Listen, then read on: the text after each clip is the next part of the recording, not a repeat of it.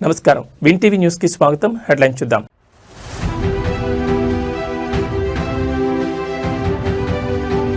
Phone tapping కేసులో హరీష్ రావుకు ఊరట. హైకోర్టు ఇచ్చిన ఉత్తర్వుల్లో జోక్యం చేసుకోలేమన్న సుప్రీంకోర్టు.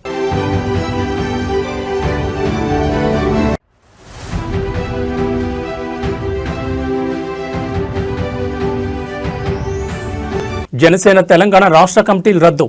కమిటీల స్థానంలో అడహ్ కమిటీల నియామకం.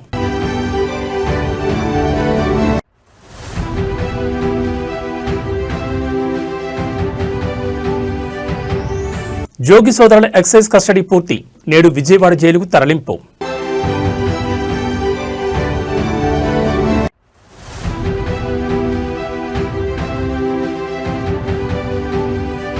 ఉత్కంఠ రేపుతున్న బొమ్మనహాల్ ఎంపీపీ ఎన్నిక. ఎంపీపీ స్థానాన్ని దక్కించుకునేందుకు వైసీపీ టీడీపీ పోటీ.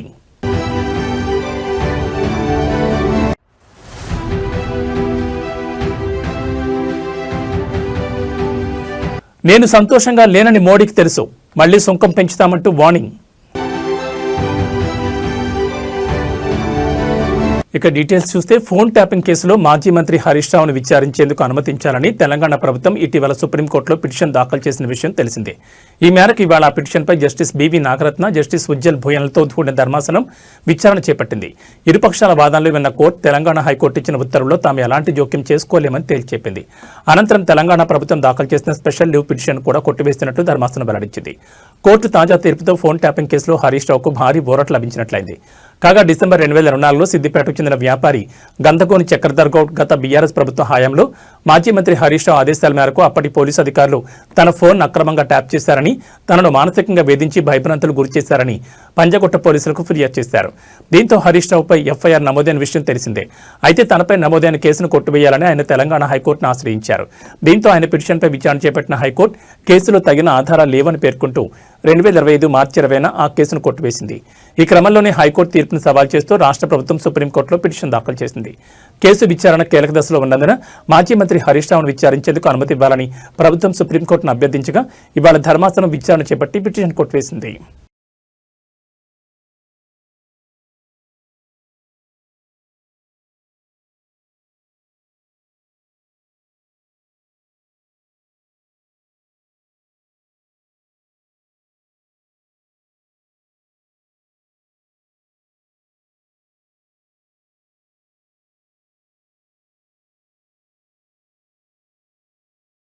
తెలంగాణ రాష్ట్రంలో రైతులు ఎదుర్కొంటున్న ఇబ్బందులపై సిపిఐ ఎమ్మెల్సీ నెల్లికంటి సత్యం శాసనమండలి వేదికగా సంచలన వ్యాఖ్యలు చేశారు. పొలాల్లో ట్రాన్స్ఫార్మర్లు కాలిపోతే ప్రభుత్వమే ఉచితంగా మారుస్తుందన్నది అవాస్తవమని, రైతులు సొంత డబ్బులు వెచ్చించి వాటిని మరమ్మతులకు తరలిస్తున్నారని ఆయన మండలిలో ఆవేదన వ్యక్తం చేశారు. అలాగే గత ప్రభుత్వ హయాంలో 3 డీడీలు కడితే 7 విద్యుత్ స్తంభాలు మంజూరయ్యేవని, కానీ ప్రస్తుత ప్రభుత్వంలో కేవలం 1 ఇస్తున్నారని, మిగిలిన స్తంభాలను రైతులు బయట కొనుక్కోవాల్సి వస్తోందని సభ దృష్టికి తీసుకొచ్చారు. కాగా ఎమ్మెల్సీ సత్యం చేసిన ఈ వ్యాఖ్యలను శాసనమండలి చైర్మన్ గుత్తా సుఖేందర్ రెడ్డి సమర్థించారు. ట్రాన్స్ఫార్మర్ల మరమ్మతులకు రైతులు డబ్బులు ఖర్చు చేస్తున్నారన్నది ముమ్మాటికి నిజమేనని, దానికి తానే ప్రత్యక్ష సాక్ష్యమని చైర్మన్ ఒప్పుకున్నారు. సభలో విద్యుత్ శాఖ మంత్రి బట్టి విక్రమార్క అంతా సవ్యంగానే ఉందని చెప్తున్నప్పటికీ క్షేత్రస్థాయిలో పరిస్థితి అందుకు పూర్తిగా భిన్నంగా ఉందని, బయట పనులు సాఫీగా జరగడం లేదని చైర్మన్ స్వయంగా వ్యాఖ్యానించడం అధికార పక్షాన్ని ఇరకంటంలో పెట్టింది. ఎందుకంటే వాస్తవంగా ఇప్పుడు మీరు చెప్పినటువంటి విధానం ఎక్కడ కూడా లేదు. నా తెలిసిన నల్గొండ జిల్లాలో అయితే మా మునుగోడే నాది. మరి మేమే ట్రాక్టర్లు పెట్టి కాలిపోతే ట్రాన్స్ఫర్ తీసుకపోతే 3-4 రోజులు పడతా ఉంది. మునుగోడు ప్రాంతం మీరు ఎవరికైనా ఫోన్ చేయండి. మునుగోడులోనే ఆ మరమ్మతు కేంద్రం ఉంది. ఒక ట్రాన్స్ఫారం కాలిపోతే 3 రోజులు 4 రోజులు పడతా ఉంది. అదేవిధంగా నార్కడపల్లి మండలంలో కూడా అదే పరిస్థితి. నల్గొండ జిల్లాలో ఎక్కడ కూడా మీరు చెప్పిందని అధికారులు తీసుకొచ్చి ట్రాన్స్ఫారం కాలిపోతే తీసుకుపోయినటువంటి దాఖలాలు లేవు. బహుశా చైర్మన్ గారు కూడా నల్గొండ జిల్లా, వారు కూడా ఉరుమడ్ల పెద్ద వ్యవసాయ రంగం ఉన్నటువంటి గ్రామం. అందువల్ల మీరు చెప్పే క్షేత్రస్థాయిలో అమలైతే లేదని సందర్భంగా నేను గుర్తు చేస్తూ ఉన్నాను. మరి చాలా దారుణంగా ఉంది. నిజంగా రైతులే స్వయంగా 10,000 రూపాయలు 15,000 రూపాయలు ఖర్చు అయ్యేటువంటి పరిస్థితి ఉంది. అందరు రైతులు ఆ సందర్భంగా 500 1000 వేసుకొని ఆ రకంగా ఇబ్బంది అయ్యే పరిస్థితి ఉంది. అందువల్ల దయచేసి దాన్ని అర్థం చేసుకోవాలని నేను మంత్రి గారికి విన్నపం చేస్తూ ఉన్నా. అదేవిధంగా చాలా ఇబ్బందికర వాతావరణం. పోళ్ళు గతంలో ఒక 3 డీటీలు కడితే ఒక 7 పోలు 5 పోలు ఇచ్చేది గత ప్రభుత్వాల. ఇప్పుడు 1 పోలు 1 ఫ్లోర్. ఇప్పుడు మేము రైతులు కొనుక్కోవాల్సిన పరిస్థితి ఏర్పడతా ఉంది. అంటే చాలా ఇబ్బందికర వాతావరణం. నేను ఈ మధ్యకాలంలో ఎస్సీ గారితో వాళ్ళతో మాట్లాడినప్పుడు కూడా సార్ ఈసారి లేవు, అసలు మేము ఏం చేయాలి, పుల్యావల్ అనే గ్రామానికి ఈ మధ్యన ఒక 2 ట్రాన్స్ఫరాలు ఇచ్చారు రైతులకు. అందువల్ల క్షేత్రస్థాయిలో మీరు చెప్పేది అమలైతే లేదు. ఈ సందర్భంగా మంత్రి గారి దృష్టికి చైర్మన్ గారి తీసుకొస్తా ఉన్నాం. అందువల్ల ఇప్పటికైనా డీడీలు కట్టినటువంటి రైతులకు మరి చాలా వరకు వెంటనే అమలు చేయాలని సందర్భంగా చేస్తూ గుర్తు. నకిలీ మద్యం కేసులో నిందితులైన జోగి సోదరులను నేడు విజయవాడ జైలుకు తరలించనున్నారు. ఇటీవల వారిని విచారణ నిమిత్తం ఎక్సైజ్ అధికారులు కస్టడీలోకి తీసుకున్నారు. ఆదివారంతో వారి కస్టడీ ముగిసింది. దీంతో తిరిగి విజయవాడ కోర్టుకు వారిని తరలిస్తామని అధికారులు పేర్కొన్నారు. తంబళ్లపల్లి కోర్టును వారిని ఆదివారం రాత్రి వారిని హాజరుపరచనున్నట్లు పేర్కొన్నారు. కోర్టులో హాజరుపరిచి మదనపల్లి సబ్ జైలుకు తాత్కాలికంగా తరలించామన్నారు. చట్టపరమైన ప్రక్రియ అనంతరం తిరిగి వారిని విజయవాడ జైల్లో అప్పగిస్తామన్నారు. 3 రోజుల పాటు A32 జోగి రమేష్, A33 జోగి రాములను విచారించిన కీలక విషయాలు రాబట్టామని తెలిపారు. ఇదిలా ఉండగా జోగి రమేష్ కుమార్, రాజీవ్ తంబళ్లపల్లి కోర్టు వద్ద నిందితులై జోగి సోదరులను కలిశారు. ఆయనతో పాటు స్థానిక వైసీపీ ఎమ్మెల్యే పెద్దిరెడ్డి ద్వారకానాథ్ రెడ్డి ఉన్నారు. జోగి రమేష్తో వారు వ్యక్తిగతంగా మాట్లాడినట్టు సమాచారం. నిందితుల తరలింపు నేపథ్యంలో భద్రతను కట్టుదిట్టం చేసినట్లు పోలీసులు తెలిపారు.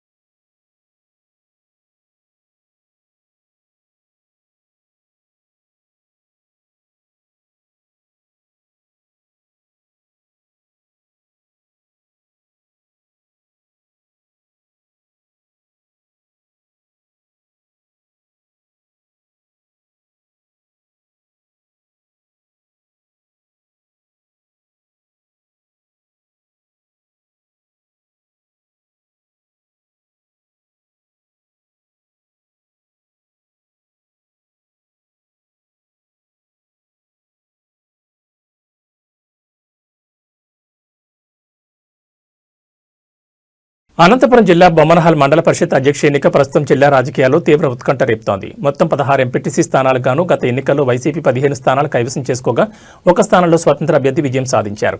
అయితే రాష్ట్రంలో కూటమి ప్రభుత్వం అధికారంలోకి వచ్చిన తర్వాత సమీకరణలు వేగంగా మారిపోయాయి. వైసీపీకి చెందిన 5 ఎంపీటీసీలతో పాటు స్వతంత్ర అభ్యర్థి కూడా టీడీపీ గూటికి చేరడంతో ఎంపీపీ పీఠం దక్కించుకునేందుకు 2 పార్టీల మధ్య హోరాహోరీ పోరు నెలకొంది.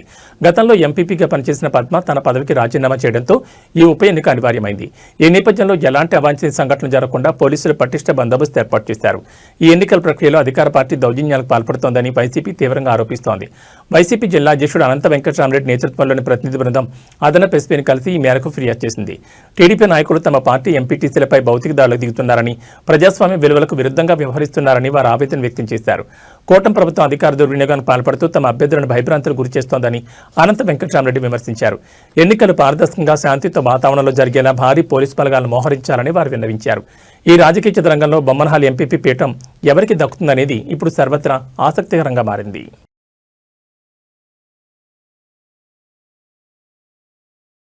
ఆంధ్రప్రదేశ్లో ఎంపీపీ ఎన్నికల వేళ రాజకీయాలు రణరంగాన్ని తలపిస్తున్నాయి. నెల్లూరు జిల్లా ఉదయగిరి నియోజకవర్గం వింజమూరు మండలం ఎంపీపీ ఎన్నికల సందర్భంగా పట్టపగలు పోలీసుల ముందే వైసీపీ అభ్యర్థులను కిడ్నాప్ చేయడం సంచలనం సృష్టించింది. మండల ప్రజాపరిషత్ కార్యాలయంలో ఓటు హక్కు వినియోగించుకోవడానికి వస్తున్న వైసీపీ ఎంపీటీసీల కారును టీడీపీ ఎమ్మెల్యే కాకర్ల సురేష్ వర్గీయులు అడ్డుకున్నారు. 5 వైసీపీ ఎంపీటీసీలు ప్రయాణిస్తున్న వాహనంపై దాడి చేసి వారిని బలవంతంగా తీసుకెళ్లేందుకు ప్రయత్నించారు.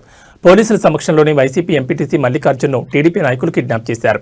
ఈ తోపులాట్లో వైసీపీ మహిళా ఎంపీటీసీ రత్నమ్మకు తీవ్ర గాయాలయ్యాయి.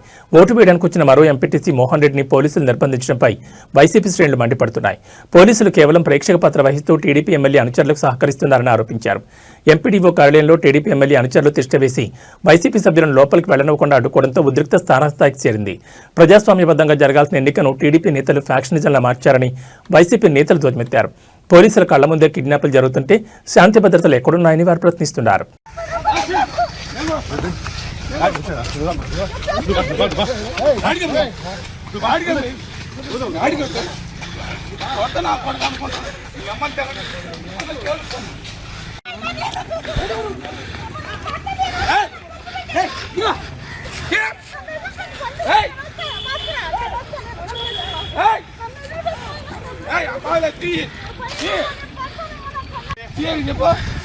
అడ్డో సీఏడా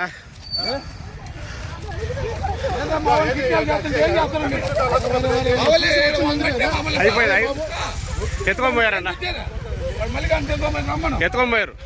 చూడు ఈ ముందు ఏం చేస్తాను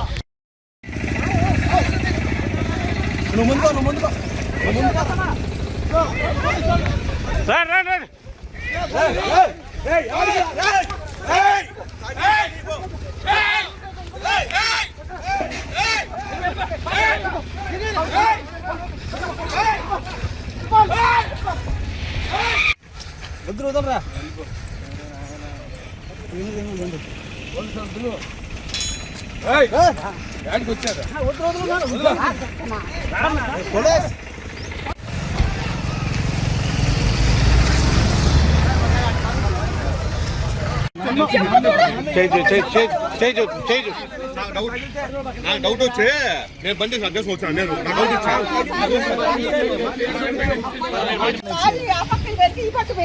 రాయలసీమ ప్రాజెక్టుల విషయంలో కూటమి ప్రభుత్వం అనుసరిస్తున్న తీరు నిరసిస్తూ వైఎస్ఆర్సీపీ చేపట్టిన ఆందోళన తిరుపతిలో ఉద్రిక్తతకు దారితీసింది. తిరుపతి కలెక్టరేట్ ముట్టడికి యత్నించిన వైఎస్ఆర్సీపీ ఇన్ఛార్జ్ మాజీ డిప్యూటీ మేయర్ భూమన అభినయ్ రెడ్డిని పోలీసులు అదుపులోకి తీసుకున్నారు. ఆందోళన సందర్భంగా వైఎస్ఆర్సీపీ నేతలు మరియు కార్యకర్తలు ప్రభుత్వానికి వ్యతిరేకంగా భారీ ఎత్తున నినాదాలు చేశారు. వెన్నుపోటు రాజకీయాలు చేశారు. రాయలసీమ ఎత్తిపోతల పథకాన్ని చంద్రబాబు ప్రభుత్వం ఉద్దేశపూర్వకంగానే ఆపేసిందని, తెలంగాణ ప్రయోజనాల కోసం సీమ ప్రయోజనాలను పణంగా పెట్టారని అభినయ్ రెడ్డి ఆరోపించారు. రాయలసీమకు దక్కాల్సిన కృష్ణానదిని అడ్డుకుంటున్నారని, ప్రాజెక్టులు పూర్తి చేయడంలో కూటమి ప్రభుత్వం విఫలమైందని నినాదాలు చేశారు. భూమన అభినయ్ రెడ్డి తన అనుచరులతో కలిసి కలెక్టరేట్ లోపలికి వెళ్లేందుకు ప్రయత్నించగా పోలీసులు అడ్డుకున్నారు. ఈ క్రమంలో పోలీసులకు వైఎస్ఆర్సీపీ శ్రేణులకు మధ్య తోపులాట జరిగింది. పోలీసులు అభినయ్ రెడ్డిని బలవంతంగా అరెస్ట్ చేసి పోలీస్ స్టేషన్కు తరలించడంతో కార్యకర్తలు రోడ్డుపై బైఠాయించి నిరసన తెలిపారు.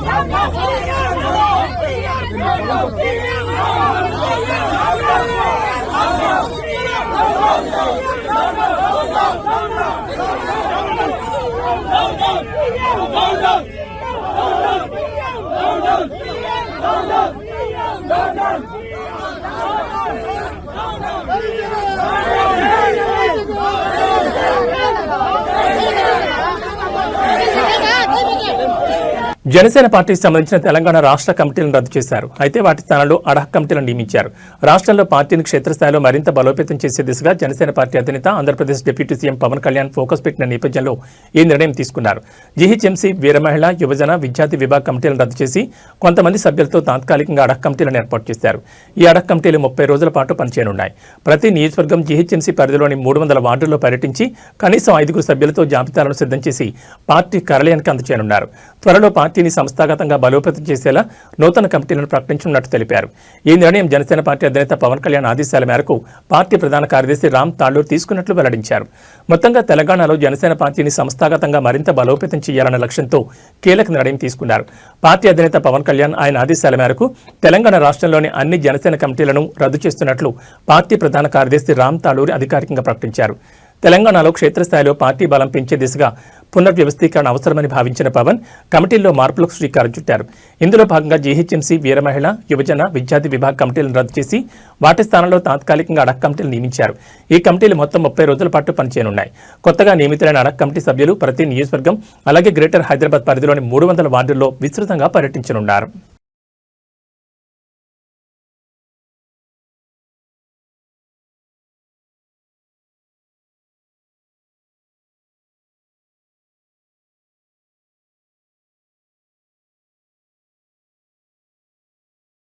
సిద్దిపేటలో తీవ్ర విషాదం చోటు చేసుకుంది. స్థానిక మెడికల్ కాలేజీలో ఓ యువ వైద్యురాల ఆత్మహత్యకు పాల్పడింది. హాస్టల్ గదిలో పారాక్వాట్ గడ్డి మందు ఇంజెక్షన్ తీసుకుని అపస్మారక స్థితిలోకి వెళ్లగా హైదరాబాద్లో నిమ్స్ ఆసుపత్రిలో చికిత్స పొందుతూ శనివారం అర్ధరాత్రి కన్నుమూశారు. జోగులాంబ గద్వాల జిల్లాకు చెందిన లావణ్య సిద్దిపేట మెడికల్ కాలేజీలో హౌస్ సర్జన్ పూర్తి చేసి ప్రభుత్వ జనరల్ ఆసుపత్రిలో ఇంటర్న్షిప్ చేస్తున్నారు. శనివారం ఉదయం ఆమె తన హాస్టల్ గదిలోనే గడ్డి మందును ఇంజెక్షన్ ద్వారా తీసుకుని ఆత్మహత్యయత్నం చేశారు. ఈ విషయాన్ని గమనించిన తోటి విద్యార్థులు వెంటనే ఆమెను సిద్దిపేట ప్రభుత్వ జనరల్ ఆసుపత్రికి తరలించారు. పరిస్థితి విషమంగా ఉండడంతో మెరుగైన చికిత్స కోసం హైదరాబాద్లో నిమ్స్ కు తరలించగా అక్కడ చికిత్స పొందుతూ మృతి చెందారు. ఇంటర్న్షిప్ డ్యూటీల ఒత్తిడి, మరోవైపు నీట్ పీజీ పరీక్షకు సిద్ధం కావాల్సి రావడం వంటి కారణాలతో లావణ్య తీవ్ర మానసిక వేదనకు గురైనట్లు కాలేజ్ సిబ్బంది భావిస్తున్నారు. ఈ ఘటనపై మృతురాలి కుటుంబ సభ్యుల ఫిర్యాదు మేరకు సిద్దిపేట 3 టౌన్ పోలీసులు కేసు నమోదు చేసుకుని దర్యాప్తు చేస్తున్నారు.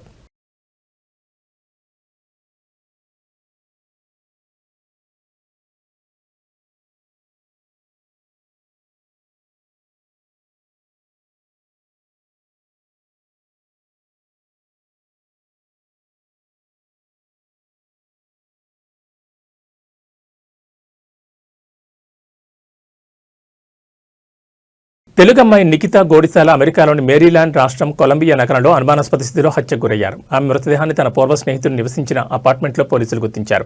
అయితే ఈ ఘటన వెలుగులోకి రాకముందే నిందితుడు దేశం విడిచి భారత్కు పారిపోయినట్లు అధికారులు వెల్లడించారు. నూతన సంవత్సర వేడుకల అనంతరం నిఖిత కనిపించడం లేదంటూ అర్జున్ శర్మ అనే యువకుడు పోలీసులు ఫిర్యాదు చేశారు. డిసెంబర్ 31న చివరిసారిగా ఎల్లికోట్ సిటీలోని తన అపార్ట్మెంట్లో నిఖితను చూశానని అర్జున్ పోలీసులకు తెలిపాడు. అయితే జనవరి 2వ తేదీన అతను అమెరికా విడిచి భారత్కు వెళ్లినట్లు దర్యాప్తులో తేలింది. అనుమానంతో పోలీసులు సెర్చ్ వారెంట్ ద్వారా అర్జున్ అపార్ట్మెంట్ను తనిఖీ చేయగా నిఖిత మృతదేహం అక్కడే ఉన్నట్లు గుర్తించారు.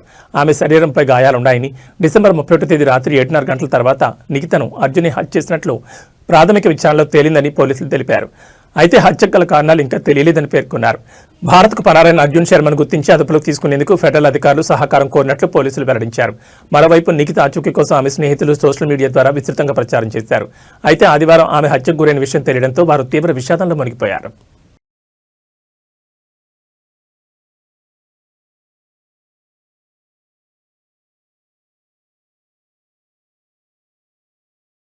రెండు 2020లో దేశ రాజధాని ఢిల్లీలో జరిగిన అల్లర్ల వెనుక భారీ కుట్ర ఉందన్న ఆరోపణతో నమోదైన కేసులో విద్యార్థి నేతలు ఉమర్ ఖలీద్, షర్జిల్ ఇమాంలకు సుప్రీంకోర్టులో చుక్కెదురైంది.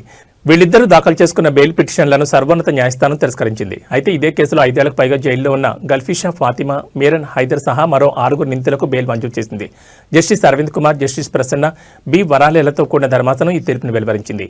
ఉమర్ ఖలీద్, షర్జిల్ ఇమాంలకు వ్యతిరేకంగా ప్రాథమిక ఆధారాలున్నాయని, అందువల్ల చట్టవిరుద్ధ కార్యకలాపాల నివారణ చట్టం సెక్షన్ 43(d)(5) కింద బెయిల్ మంజూరు చేయడానికి నిబంధనలు అంగీకరించమని ధర్మాసనం స్పష్టం చేసింది. అల్లర్ల ప్రణాళిక, జన సమీకరణ, వ్యూహాత్మక ఆదేశాలు ఇవ్వడంలో వీళ్ళిద్దరి పాత్ర ఉందని ప్రాసిక్యూషన్ సమర్పించిన ఆధారాలు సూచిస్తున్నాయని పేర్కొంది.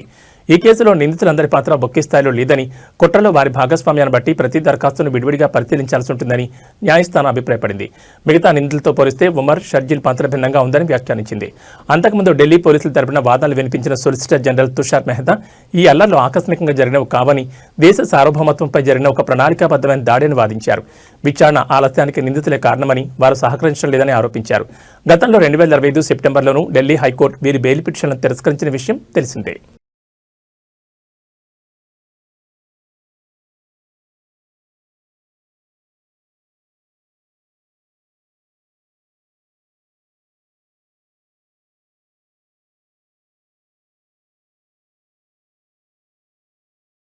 ఈశాన్య రాష్ట్రాలైన అస్సాం, త్రిపురలో ఈరోజు తెల్లవారుజామున భూకంపం సంభవించింది. అస్సాంలోని మెరిగావ్ ప్రాంతంలో భూకంపం సంభవించినట్లు నేషనల్ సెంటర్ ఫర్ సిస్మాలజీ వెల్లడించింది. భూకంప కేంద్రం భూమికి సుమారు 50 కిలోమీటర్ల లోతుగా ఉండగా రిక్టర్ స్కేల్పై దీని తీవ్రత 5.1గా నమోదైనట్టు తెలిపింది. అదే సమయంలో త్రిపురలో కూడా స్వల్ప భూకంపం సంభవించినట్లు ఎన్సీఎస్ ప్రకటించింది. గోమతి ప్రాంతంలో సుమారు 54 కిలోమీటర్ల లోతులో భూకంప కేంద్రం ఏర్పడగా రిక్టర్ స్కేల్పై దీని తీవ్రత 3.9గా నమోదైనట్లు పేర్కొంది. ఈ ప్రభావంతో మేఘాలయ రాష్ట్రంలోని పలు ప్రాంతాల్లో కూడా స్వల్పంగా భూమి కంపించినట్టు సమాచారం. అయితే ఈ భూకంప ఘటనలతో ఎలాంటి ప్రాణ నష్టం లేదా ఆస్తి నష్టం సంభవించలేదని అధికారులు స్పష్టం చేశారు. ప్రస్తుత పరిస్థితులను అధికారులు నిరంతరం పర్యవేక్షిస్తున్నట్లు తెలిపారు.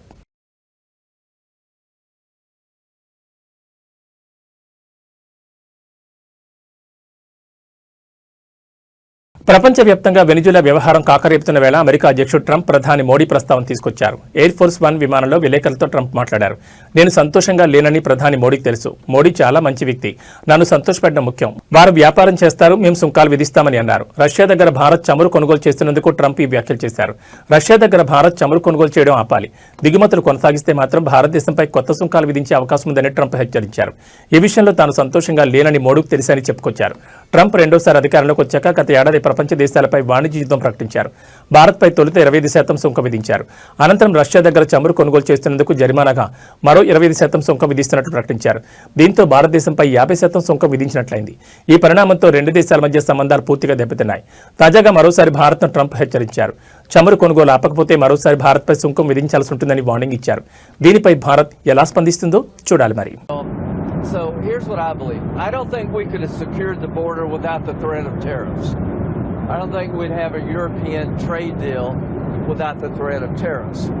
So if you want to end this conflict, then put pressure on Putin's customers. He sanctioned the 2 largest oil companies in Russia, which is the biggest pressure anybody's put on Putin since the war started. But we have 85 co-sponsors to give this president... It's hurting Russia very bad, the sanctions. Oh, yeah. So this bill would allow... And India also is bullying. Yes, sir. So you put a 25% tariff on India for buying Russian oil.